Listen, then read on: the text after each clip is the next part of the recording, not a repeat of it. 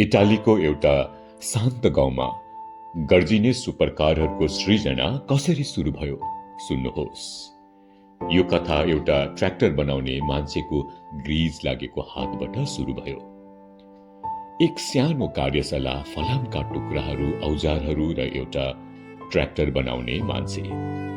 उनी व्यवहारिक थिए, मेकानिक थिए, अत्यन्त सटीक थिए। उनका ट्र्याक्टरहरू उत्कृष्ट काम गर्थे। जीवन पनि राम्रै चलिरहेको थियो। उनले तीव्र गतिका कारहरू मन पराउँथे। त्यसैले जब उनले एउटा फरारी किने, उनले अपेक्षा गरे पूर्णता। तर समस्या सुरु भयो।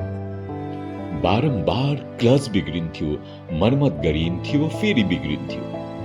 उनी केवल व्यापारी मात्र थिएनन्, उनी एक कुशल मेकानिक पनि थिए। एक दिन उनले आफै फरारी कार खोले र देखेको कुरा चकित पार्ने थियो। उनको ट्र्याक्टरमा प्रयोग हुने उही क्लच त्यो महँगो स्पोर्ट्स कार भित्र पनि थियो। हताश भएर उनी सर्भिस सेन्टर पुगे। समस्या उस्तै। अन्तत उनले निर्णय गरे शीघ्रै निर्मातालाई नै भेट्ने। उनी पुगे एन्जो फरारीसम्म। शान्त स्वरमा उनले भने, तपाईका कारहरूमा समस्या छ हजुर। जवाब आयो गर्वले भरिएको काट्ने शब्दहरूमा। तिमी ट्र्याक्टर जान्दछौ, स्पोर्ट्स कार बुझ्दैनौ, चुप लाग। यी शब्दहरूले उनलाई अपमान गरेनन्, यी शब्दहरूले उनलाई प्रज्वलित गरिदिए।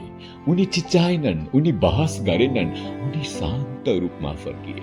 आफ्नो कार्यशालामा पुगे, बिग्रेका क्लच टेबलमा राखे, ध्यान दिएर हेरे र त्यही उनले निर्णय गरे, अब म देखाउने छु।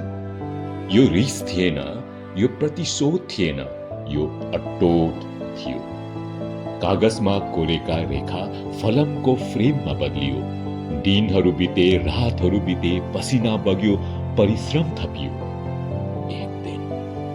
एक दिन उनको अगाडि एउटा कार उभिएको थियो। त्यो केवल कार थिएनन्, त्यो उनको उत्तर थियो।